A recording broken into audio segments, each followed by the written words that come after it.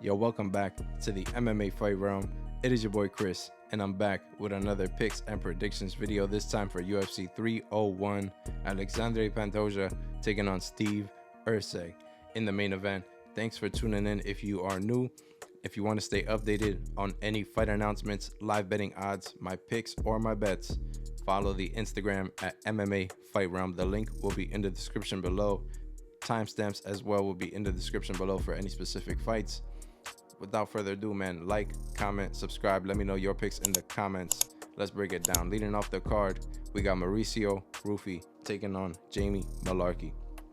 Now, there's not a lot of experience, but what I've seen out of Mauricio Ruffy, I like what I've seen. 9 wins, 9 finishes, and in the one loss on his record, he took on a pretty good opponent. He was undefeated, and he's still undefeated to this day.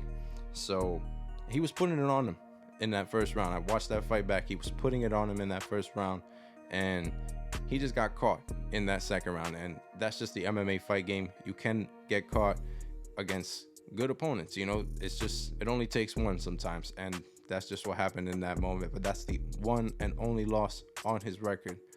Other than that, man, finishes from this guy. So you know that he goes out there, he leaves his heart on his sleeve, and he's going in there for a finish. He's not looking to take fights to decision.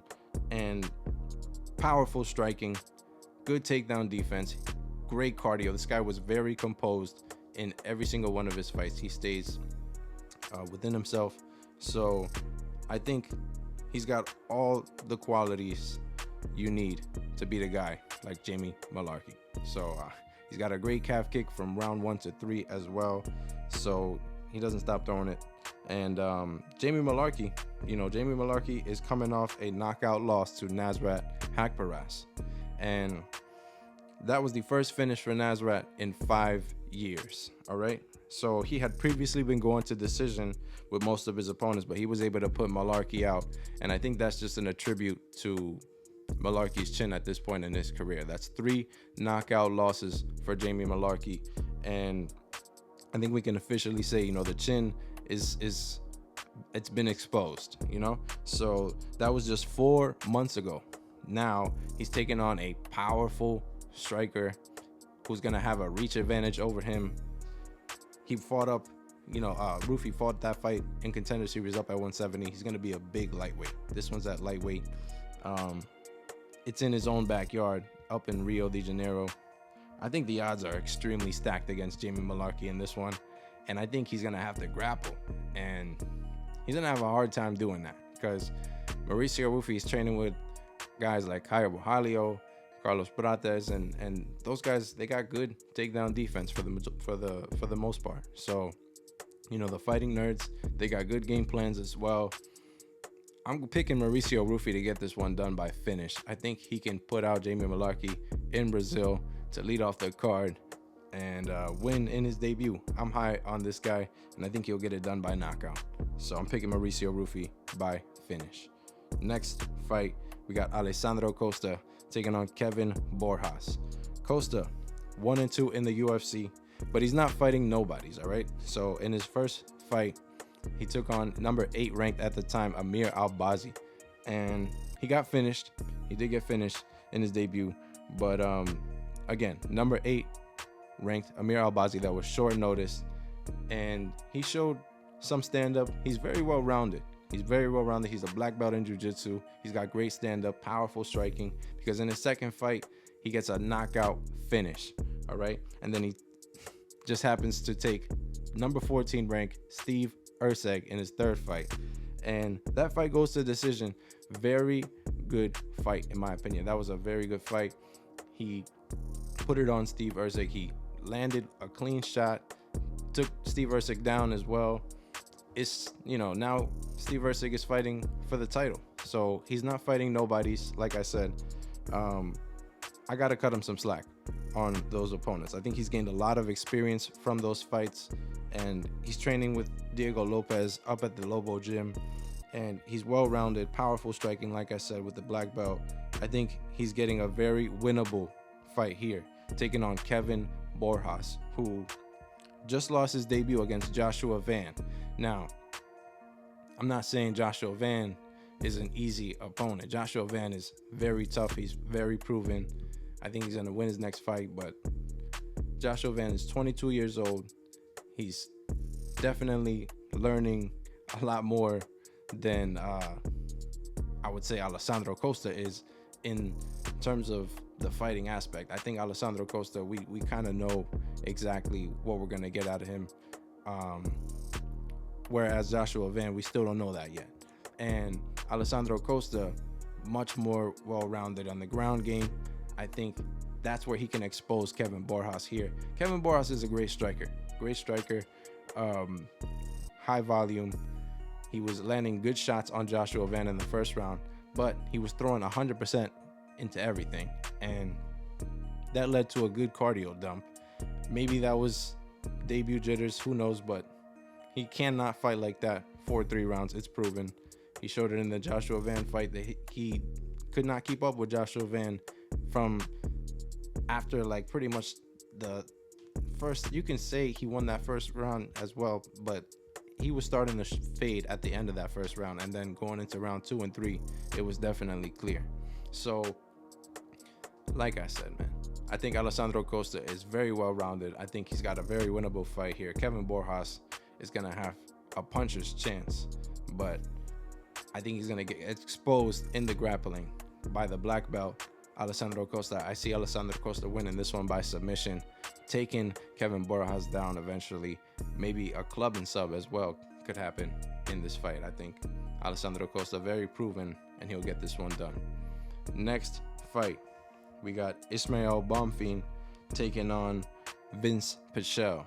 Now, the Bonfim brothers, they lost a lot of hype coming off losses, both coming off losses actually, but Ismael lost to Benoit Saint-Denis. All right, so we got to cut him some slack. All right, I'm not ready to write off both Bonfim brothers yet, but especially not Ismael, you know, because Ismael, he fought Benoit Saint-Denis. Benoit Saint-Denis is the real deal, and you know, losing to him, let's not make a big deal about it. So Bonfim, he throws everything into his shots as well, and when he lands, he looks good, but it can be wild. It can be wild, and it leaves him open for takedowns. This guy's got 4 submission losses.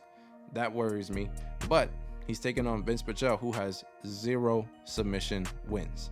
Vinc Pichel is 41 years old. He hasn't fought in almost 2 years. The UFC clearly wants to get a win here for Ismael Bonfim, and I just can't pick Vinc Pichel to get this one done. I think the layoff is going to play a big role. He's well-rounded. He's got a good game, good stand-up game. Like I said, no submission wins, but I would say he's very well-rounded in the ground game as well. He's been taken down before. He can wrestle. But at 41 and that 2-year layoff, I just don't like his chances here. I'm picking Ismael Bonfim by finish or by decision. Maybe Vinc Pichel shows us that veteran grit, but I still think Ismael can put it on him for at least 2 rounds and get this one done by decision. Ismael Bonfim is the pick. Next fight, Dione Barbosa taking on Ernesta Kareckaite. Hope I'm saying that one right. I don't know. Striker versus grappler here though. I think Dione is going to try her chances on the feet with Ernesta, but she's quickly going to realize she's going to need that takedown. I think there's just a huge reach disparity here, and Ernesta can expose that if this fight stays on the feet. But Dione Barbosa, she's a great grappler. She's got 3 submission wins in only her 8 fights in MMA. And, you know, I just think the UFC is signing both of these two pretty early in their careers. But she's got great grappling. The striking could be a bit cleaner, but it's been effective enough to get her wrestling going. And if Ernesta has nothing to offer on her back, this fight could be over quickly for her. I think Ernesta, only 6 fights into her MMA career as well. You know, she really hasn't been tested yet on the ground. I watched a regional scene fight where she was getting taken down by a 39-year-old. And, you know, with all due respect, I just think that Dione Barbosa, much younger than that, has good grappling. she can put Ernesta to the test here. I got to go with the grappler to get this one done, Dione Barbosa. I think that the takedown defense is going to be super questionable from Ernesta, and that's why the line is the way it is. I got to go Dione here by decision or by submission to get this one done. Next fight, Elves Brener taking on Myktybek Orolbai. Now, extremely good fight here. Brener is going to be the fan favorite for sure. He's obviously got more UFC experience, and we've seen performances out of him, comeback performances out of him that are, phenomenal. And he's going to be tested here in the ground for sure. But, he's got grit, knockout power. He's improved in every fight. And we saw that in his last fight against Krzyzewski. One punch power, all right? Put him out. And that shoot the box training gym, he's well-rounded in the ground. He's definitely rolling with guys like Charles Oliveira and whatnot. I think he's very well-rounded wherever this fight goes. And I'd imagine Brener is going to have to keep this one standing if he plans on winning this fight, though, because Myktybek Orolbai, from what we've seen out of this guy, he is a phenomenal grappler coming out of Kazakhstan. And he's 12-1, 11 finishes, 5 by submission, and the rest are just ground and pound finishes or referee stoppages. This guy, it's safe to say, if he gets you to the ground, if he's looking to finish you, all right? And I think that's where he needs to take this fight, because Brener is gonna have the stand-up advantage. I think that's clear. With the UFC experience already, Brener already, proven that he's got that one-punch power. Orolbai's gonna want to grapple here, and if Brener has a good game plan for that, I think it's gonna come down to if Orolbai can control Brener for 3 rounds, and I think Brener will have the advantage in this fight because of that. Orolbai is big for the weight class. We saw how he was able to control Uros Medic up at 170, and now this fight is at 155.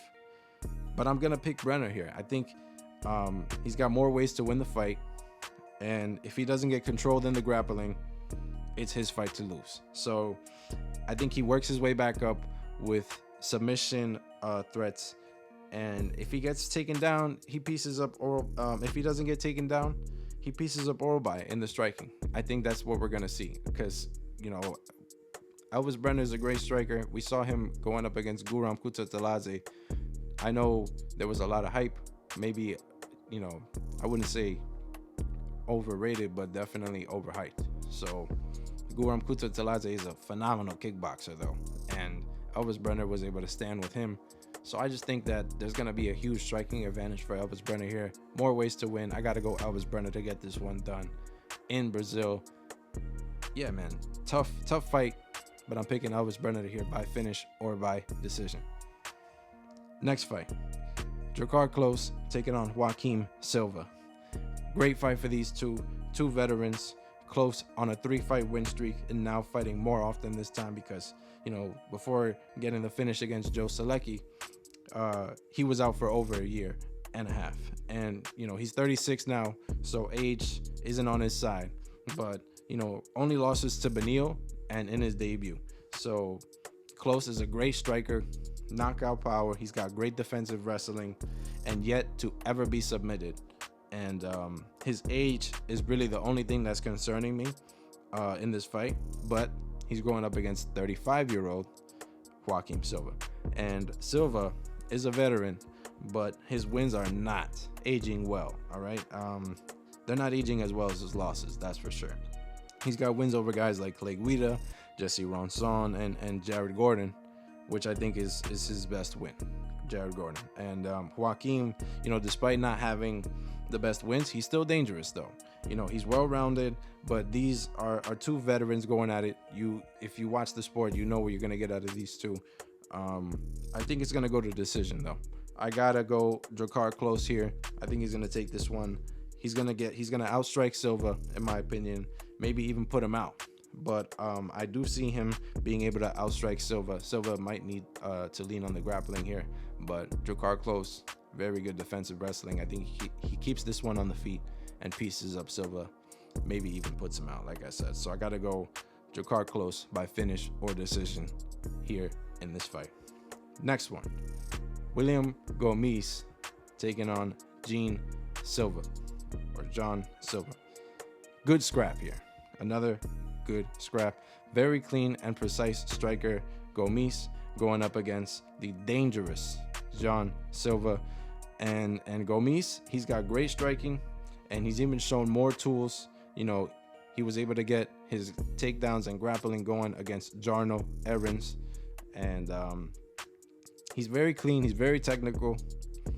He earned himself a knockout in his last one against Giannis Gamori, who was looking to grapple with him as well. He showed a good takedown defense in that fight.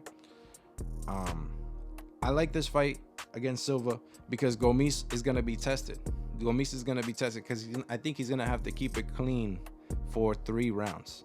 Then that's 15 minutes. I think that's going to be tough against a guy like John Silva, who does not care to fight in the pocket. I don't think he's going to be intimidated to get inside on William Gomis and land clean combinations. John Silva is, training with the Fighting Nerds. I think he's going to have a good game plan. He's improving every single fight. He pushes the pace on all his opponents. I mean, that's why he's got himself 11 finishes out of his 12 wins. In his debut, he landed several knockdowns on Weston Wilson, and he dictated the fight from start to finish. So I just think he's got the durability. If he gets caught trying to break the distance once or twice, if he can get caught, but I think he's going to have the chin for that. And once he gets on the inside, he's going to be the more dangerous fighter. Gomis will have to keep it clean. He's going to have to keep it clean, and I just think he's going to have a hard time doing that. So I got to go John Silva here by finish or by decision win, just on more damage. So John Silva is the pick. Next fight, we got Yasmin Lucindo taking on Karolina Kowalkiewicz. And Lucindo on a 2-fight win streak. Now she's getting a chance at the top 15 against Karolina. She's got powerful striking, but she's majorly a headhunter. And she was able to land a clean overhand right on Polyana Viana. It stunned her. And Yasmin showed us another level to her game as well with the grappling. She's taking Polyana down, submitting her with an arm triangle choke. She's only 22 years old. She's well-rounded. She's only gone to decision 6 times in her 20 fights total. And she's a finisher. Now getting a chance here in Brazil against a 38-year-old Karolina.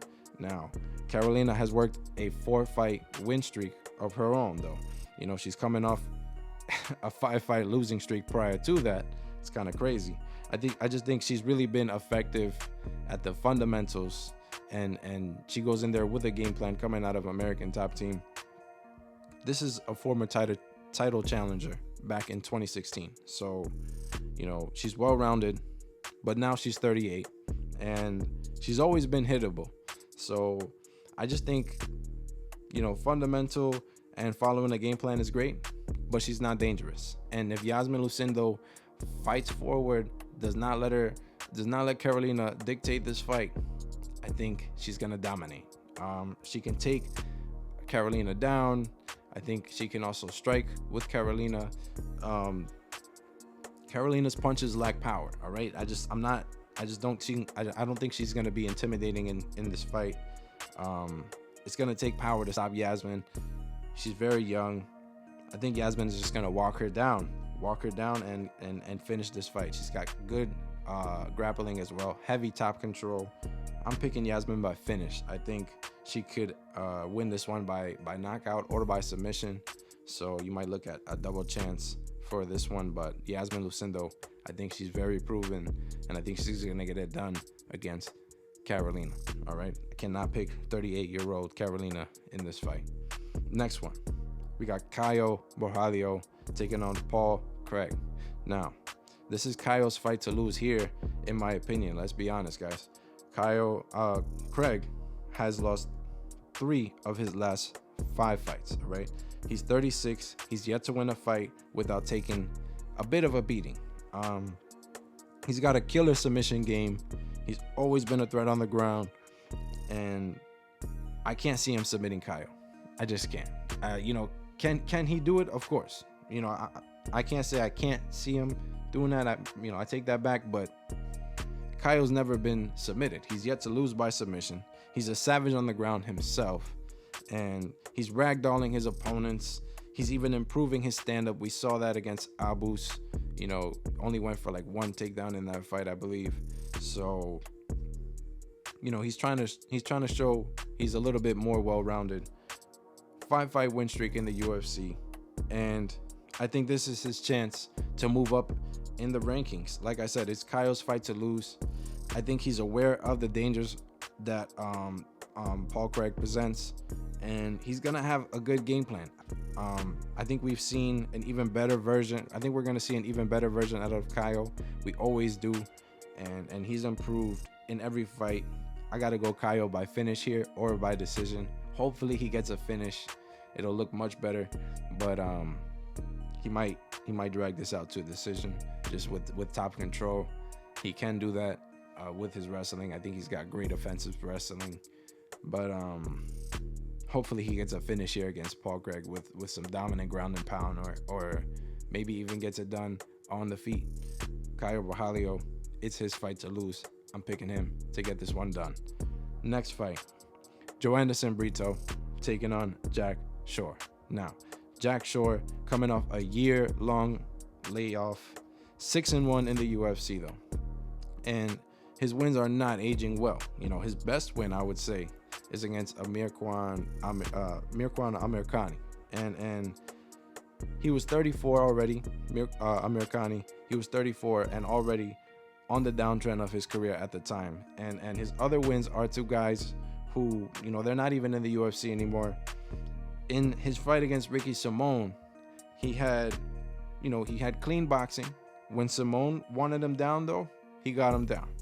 And Simon was able to rock Shore with a clean right hook.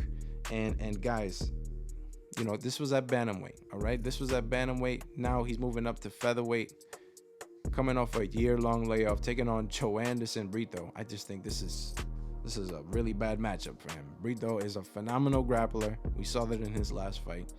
He has great stand-up, and he just puts a pace on all of his opponents.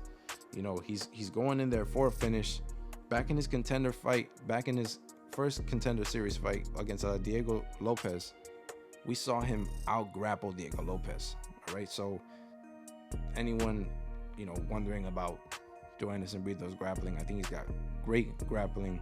And Brito, also in his hometown, he's a true featherweight. I don't think he would ever make bantamweight. Brito is going to have a physical advantage. I think he's going to get this one done inside the distance. I got to pick Joanderson Brito here. Credible wins over Jonathan Pierce, Diego Lopez, and Andre Fili. I think he's due for a shot at the top 15 here, and I'm picking Brito by finish. He's due for a top 15 chance, and Jack Shore is just not it. Just not it at the moment. I think tough fight for Jack Shore. Next one, we got Vitor Petrino taking on Anthony Smith. Anyone still picking Anthony Smith to win a fight is I want to say you're delusional at this point, but out of respect, because dude is just a shell of his former self. I think he does not handle damage well. 48% takedown defense. Only thing he's got going for him here is Petrino is more of a grappler, and he's been more of a grappler lately. So he might not get hit with something bad on the feet, but as soon as Vitor gets his grappling going, I can imagine Anthony Smith not having much to offer. Petrino is undefeated. He was able to get it done against Tyson Pedro in his last one by decision, and a bit of a lackluster performance there, kind of just a get the win approach, and maybe he'll take that same approach against Anthony Smith again, a veteran of the sport, but it is getting it done. All right, He took more of that get a win approach. It's not the funnest to watch, but barely any damage, and he was just focused on keeping that undefeated streak going. So I think we see a similar version out of him. He knows he's up against a veteran, Anthony Smith, who's got nothing to lose, and I can see Vitor just, getting the takedown when he needs it, racking up that control time. If it's not a ground and pound finish, just racking up control time. But I think that, I hope that at this point, Vitor Petrino can finish a guy like Anthony Smith. So I'm picking Vitor Petrino here. I think he's got the cardio if this fight does go 3 rounds, but I'm picking Vitor Petrino by ground and pound finish in this fight. Next one, we got Michel Pereira taking on Ihor Potieria. Bad matchup for Ihor. I think Michel is more than ready for a shot at the top 15 at middleweight. 7-fight win streak. And I know he's only got 2 wins at middleweight, but he's outclassing his opponents, guys. 2 wins at middleweight, both got it done in the first round against, formidable opponents, guys. Michel Oleksiejczuk, not a bad opponent to be finishing in the first round. That guy was known for being very durable, and he got it done, man. So he's been showing his power, has transitioned over to the middleweight weight class, and I think his weight class has always been middleweight. I don't know how he was making 170. This guy's got a good physical advantage over his opponents majority of the time, and yeah, man, he used to have cardio issues as well. All the fancy moves, he's toned it down with the fancy striking, and the cardio issues, I don't think they're there anymore because he's got a 15 pounds not to worry about now. So, the cardio is not a question for me anymore. I think he's taking on Ihor Potieria. All right, and Ihor Potieria, he's made the move down to middleweight. He missed weight in his last one, but that was on short notice. This one is also on short notice. He's got power, but defensively, he's always been hittable, and that's just the worst thing you can be against Michel Pereira. It's not, you just can't, you got to be defensively aware enough. And Michel Pereira is just going to expose that. Michel Pereira is going to hunt him down, finish him like he's done the rest. I believe in his skills, man. I think Michel Pereira is going to get this one done. I think he's ready for a top 15 opponent. Ihor is just not that. I'm picking Michel Pereira by finish. Next one, Jose Aldo taking on Jonathan Martinez. The king of Rio is back, all right? I'm happy about it. I'm just as happy about it as any hardcore MMA fan, but guys, he's up against number 13th ranked Jonathan Martinez, who's on a 6-fight win streak, coming off maybe one of his best performances of his career against Adrian Yanez, where it just wasn't even close, guys. Martinez has gotten a lot better in his time in the UFC. He's only 30 years old. The leg kicks are devastating. He's got crisp boxing when he decides to use it. I say that because, he favors the leg kicking game a lot more. But when he decides to use his hands, he's got crisp boxing, man. I'll say that. He's got good elbows on the inside. He's had hiccups in his UFC career, but I think we are seeing an even better version of him now. And, instead of giving him someone in the top 10, he's now taking on Jose Aldo. And, I'm not counting Aldo out entirely. But I think this will be an extremely tough fight for him to be coming back to after a 2-year layoff from MMA. I know he transitioned over to boxing. He has 2 boxing matches since retiring from the UFC. His last one was 10 months ago. So 10 months away from any type of boxing or MMA for him. And, he's Jose Aldo, right? Let's not get him mistaken. He's super well-rounded. He's got maybe even better boxing now that he's been working on it even more. Still got the power. I think that's the last thing that leaves well-talented fighters like these guys. He's been holding back on the leg kicks, but watching the fights back, he's had Font and the wins he's had against Rob Font and Pedro Munoz. I thought Font was having a field day. All right, I thought Font was having a field day against Jose Aldo, and that's concerning me because, Jonathan Martinez, he's a lot fast. He's a lot fast. I wouldn't say he's a lot faster than Rob Font, but he's just as fast. And he's got crisp boxing, like I said, when he decides to use it. And I think he's going to use it in this fight, knowing that, Jose Aldo, he can check calf kicks very well. So, he's very good at throwing them. So he's very good at checking them. He's very experienced with these calf kicks. I think we're going to have to see more hands out of Martinez in this fight.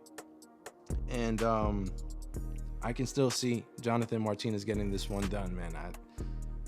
I just think that, the southpaw as well, it's going to be a problem for Aldo. He's going to check the calf kicks, but as southpaw, it's going to be a lot harder to keep up with checking them, especially at the pace that Martinez throws them.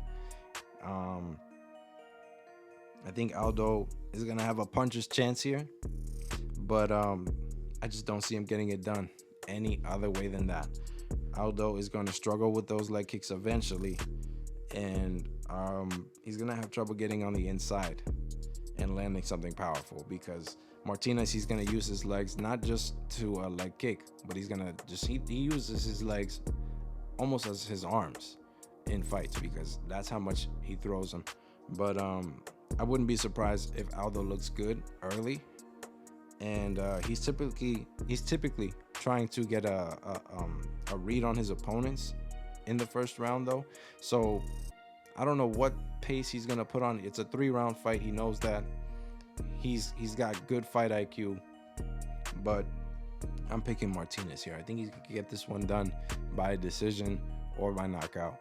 He might drop a round if we see veteran Jose Aldo, but I still think Martinez could get this one done by decision or by knockout, guys. That's the pick. Moving on to the main event, Steve Erceg taking on Alexandre Pantoja, and flyweight is just hilarious, right? Erceg, getting the title shot due to so many implications right now. But let's just break down the fight. Just forgetting the rankings, this is a good fight. Erceg, prior to coming to the UFC, he was known for having a good submission game. He's got 6 submission wins out of his 12 wins total. And he comes into the UFC, and all he's shown is great stand-up. He's got finishing power now. We saw he's got a quick lead hand, and he can take a punch. Because, against David Dvorak and against Alessandro Costa, he was, his chin was tested. He took some shots from those guys, and they both fights went to decision. Erceg was able to come out on top, and he just kept coming forward. He never gets tired in there. But how does he deal with 2 more rounds now? Because we have never seen him in the main event, and now he gets a title shot. So how does he deal with 2 more rounds and endless grappling pressure coming from Alexandre Pantoja? Pantoja is just a savage. He's just savage on the ground. In his title fight, he had 8.5 minutes of control time and 6 takedowns. And then in his title defense, he has 8 takedowns and 15 minutes and 51 seconds of control time. All right. So this guy is just on another level in the grappling in this weight class. And we got to respect that, because, we got to keep in mind, Brandon Royval was, 9 submission wins himself, and 3 of those in the UFC. Much more proven record there than Steve Erceg.